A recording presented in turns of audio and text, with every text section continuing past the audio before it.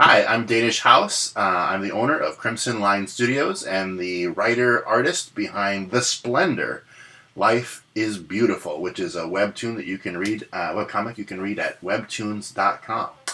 And this video is the second in a series of videos that I'm making about my transition from drawing comics on paper to making comics digitally. And it's designed to be sort of a walkthrough and an inspiration, hopefully an encouragement to people who are just getting started making digital comics. I am not an expert, so I'm not teaching you the expert techniques. I'm teaching you what I do to make digital comics. If you are a newcomer to digital comics, hey, I hope that you comment on the video below. Let me know what's helpful to you, what hasn't been helpful to you. If you are an expert in digital comics, please do comment as well. If there's something I could be doing better, I'm sure there is. Please let me know. I want to hear from you and learn from you. In the meantime, in my last video, I talked about my writing process. The writing process that for me is still completely on paper, how I write scenes for The Splendor. And The Splendor is still, I still do it, because I'm still pretty old school, I still think of The Splendor as a paper comic. So that's just, I mean, for 35 years I've been drawing comics on paper with panels that go from left to right and up to down. And even though on webtoons, it's optimized for mobile reading on a cell phone, smartphone, or a tablet. So the panels are arranged vertically, one by one, and you scroll through the panels. Even though that's the way panels work, I still think in terms of a page, even though, and I draw it as a page, even though I will later break it up into vertical scroll. The reasons why I do that is, for one, that's the way I think, so it's just natural to me. And the second reason I do it is that it's possible that someday I might want to make The Splendor into a physical comic book. And if that's the case, then it's much better to think that way from the beginning. The Splendor is divided into issues and episodes, and each issue is roughly 7 episodes, and each episode is roughly 4 pages long. So when I write it, that's the way I write it. So if you take a look here at this sketchbook, you can see that this is, let me come a little closer to the camera, this is my layout for episode 5 of issue 3 of The Splendor. And you'll see that it encompasses pages 17, 18, 19, and 20. And it involves a conversation on the bridge of The Splendor between the captain of The Splendor, Belle Silverweb, one of her officers, and in the background of that panel you can see Ulu, who is the ship's AI. And so you can see them all in that panel, and there's a discussion going on between them. And in page 18, it cuts to a scene that's outside the ship. You can see there's the back end of The Splendor. There's a cargo pod, and there's a little probe that's been following them through hyperspace. They continue the conversation on page 19, and on page 20 it kind of dramatically cuts to a shot from behind the probe looking up at The Splendor with the cargo pod in the background. And so this is one episode of The Splendor. And so there's a couple things that I need in order to do this. One is I need to know the relationship of objects inside The Splendor's bridge. Because these scenes all take place on the bridge. And so there's maybe one interior shot here where I need to really do a background, and there's one interior shot here where I really need a background. I also need the ability to figure out what the exterior is going to look like, and that's the back end of the ship and the cargo pod and the probe. But I want to sort of figure out their relationship in terms of their size as well as the space that they're occupying. Same thing in this panel as well. So here's the question: how do you do that? I could just draw it out of my mind, and in the past, that's what I've often done. Especially before I did The Splendor, I would draw these things out of my own head, and it'd be close enough. It'd be interesting, but there wouldn't be a continuity from shot to shot. Details wouldn't be correct. I'd get the size differences wrong. So when I started doing the Splendor, I started using reference material. And I started using reference material for people. The captain of the Splendor is played by a friend of my son's who is a mentor to him. And she is just a wonderful woman of strength and vitality. And she's a great leader. She's also very pretty, although not generically pretty. She's got a real character to her face. And frankly, she looks a lot like what I had in mind for the captain of the Splendor. So when I asked her if she would serve as a model for the captain, she astonishingly said yes. And she allowed me to take some photos of her face from lots of different angles and with lots of different facial expressions. And that has been an invaluable resource to me in drawing the Splendor. Now, you will have human characters more than likely in your webtoon as well. Your digital comic, and photo reference can be really helpful. And I found that doing digital comics, photo reference is a lot easier to use. I was using it without doing it as a digital comic. I was drawing it, having the photo next to it and drawing it. But my skill at likenesses is not very strong, and so doing it actually digitally has made that much, much better, I think. But I don't have reference of the ship. I can't go out there and just take photos of the Splendor or of an alien probe or of the bridge of the Splendor.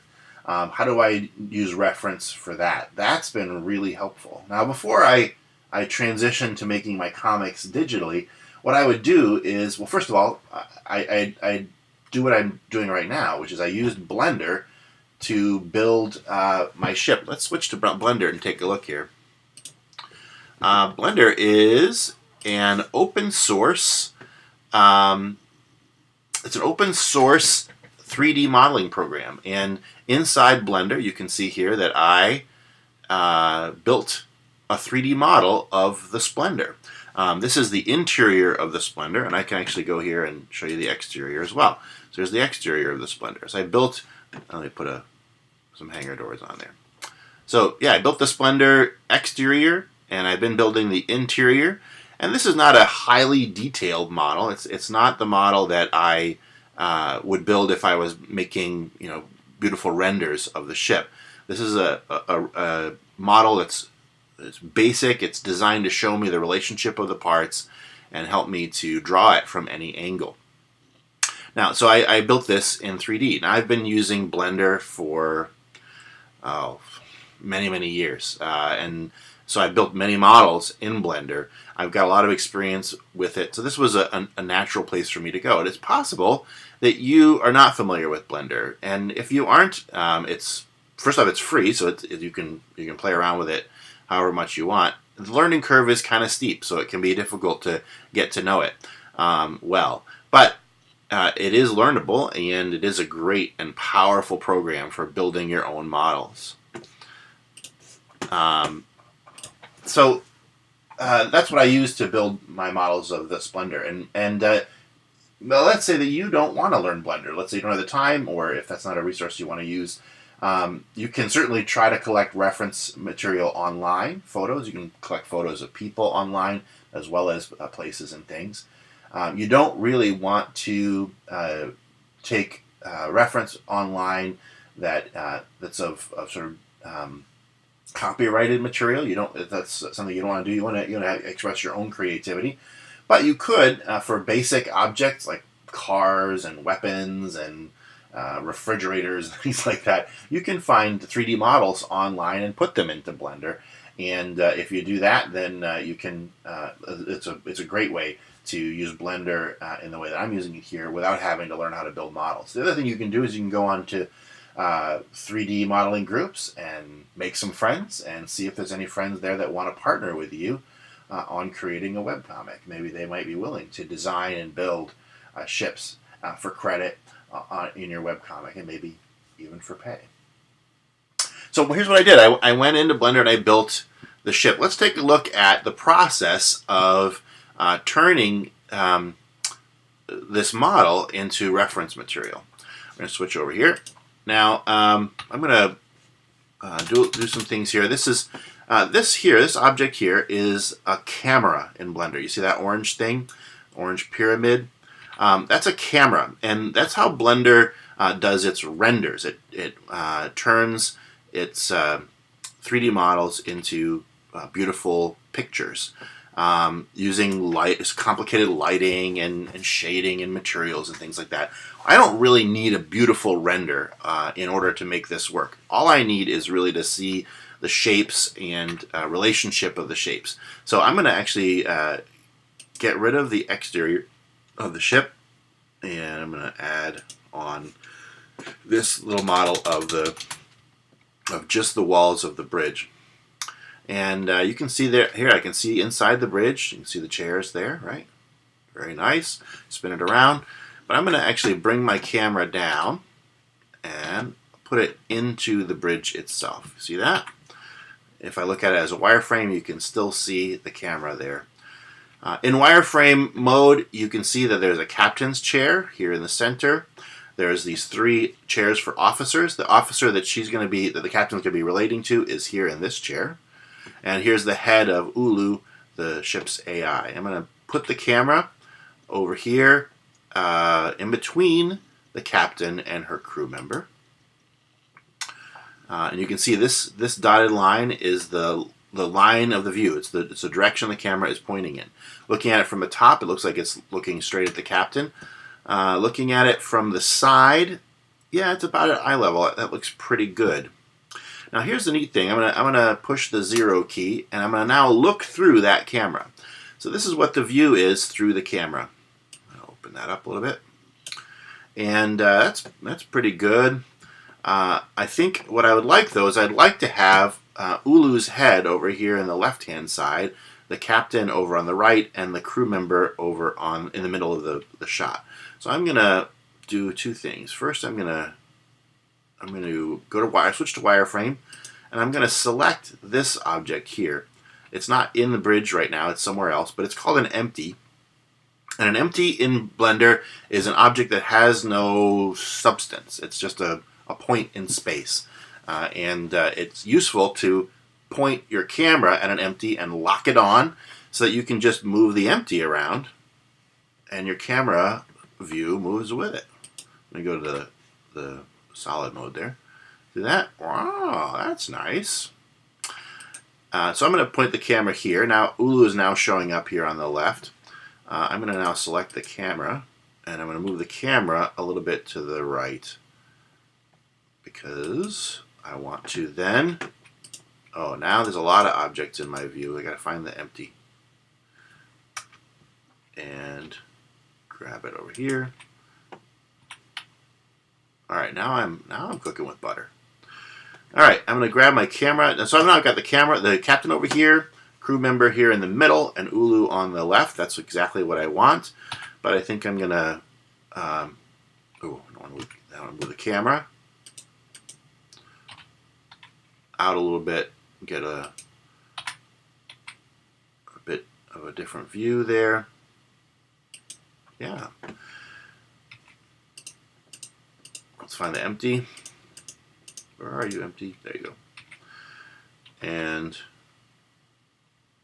that's a great shot. I like that shot. So as I look at this, right, that's a nice shot of the bridge, and you can see the captain would be over here. There's a tunnel here that connects the bridge to the rest of the ship. We've got the crew member here and Ulu here. It's a good shot. I like the composition, so I'm gonna grab that. And in the Macintosh that I own, I use a program called Grab, G-R-A-B, Grab, and let's grab. And Grab is a screen capture tool, so I'm going to capture a selection, and I'm going to drag over this shot and capture that. Now, why did I do it this way? I don't need it to be a beautiful render. I just need the shapes to be where I want them to be so I can draw them correctly.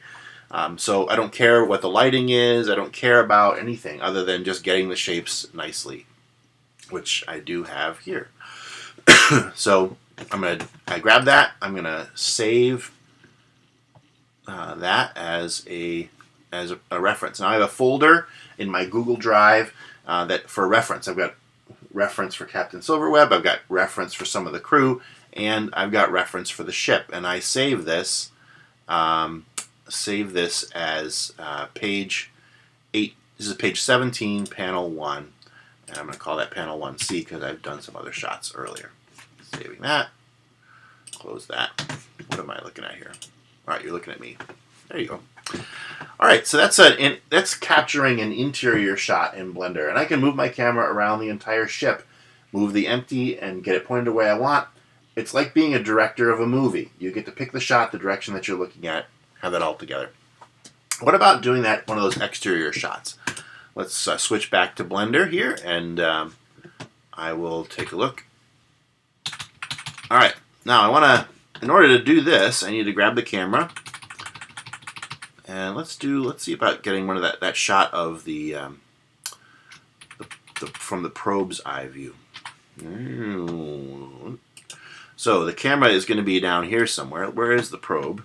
Let's find out. That's the exterior. There we go. There's the probe. Okay, so here's my little probe. I'm going to move it so that the camera is somewhere near the probe.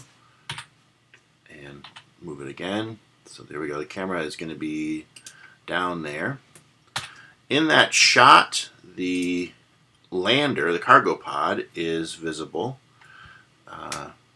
It isn't from where I am right now. So let's move the cargo pod. He's going to move over here to this side of the ship. And he's going to be rotated. And I'm going to rotate him down. So he's looking at the probe.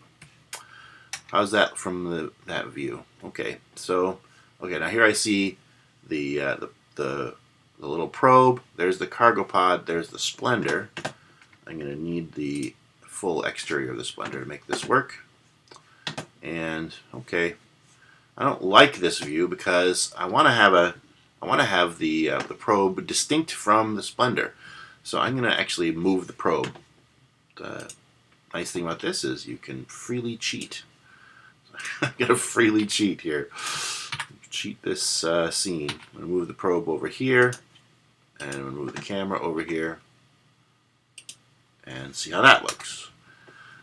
Better. So I have a better shot of the Splendor. I like this shot of the Splendor quite a bit, actually. I'm going to move my camera down just a little, and back just a little. But let's actually cheat a little more with the probe. There's the probe. I like having some overlap between the probe and the Splendor, which helps with the questions of size and scale. And I'm going to have the cargo pod over here. And yeah, that looks pretty good. Okay, but I'm going to need actually more distance.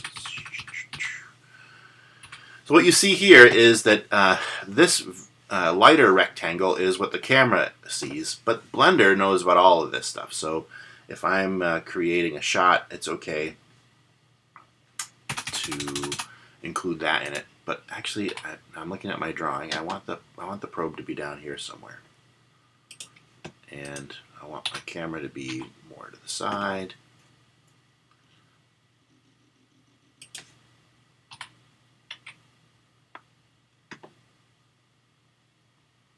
Yeah, I like that better. And move the cargo pod over here somewhere. Okay, so I like that. I'm going to ditch the interior of the Splendor. Try to ditch the interior of the Splendor. Where is that? Hello, interior. There we go. Oh no, I need the interior. Got it. Okay, I need the interior. Okay. So anyway, this is my shot. I think I like this. I'm going to go into grab, and I'm going to select this shot. But actually, that's not quite the shot that I want. I gotta back up so I see the whole Splendor. There we go. Now I'm going to grab a selection, and I'm going to grab this. Now I want to make sure my selection encompasses all the elements that I want in my shot, and I'll show you later how that works out on the page. So there we go. That's my screen capture. Again, I don't care that this is darker and this is lighter, because I'm not really looking for a beautiful render. I'm just looking for the shapes file, save this. I'm going to save it as page 20, issue 3, page 20, panel 1. There's only one panel on page 20.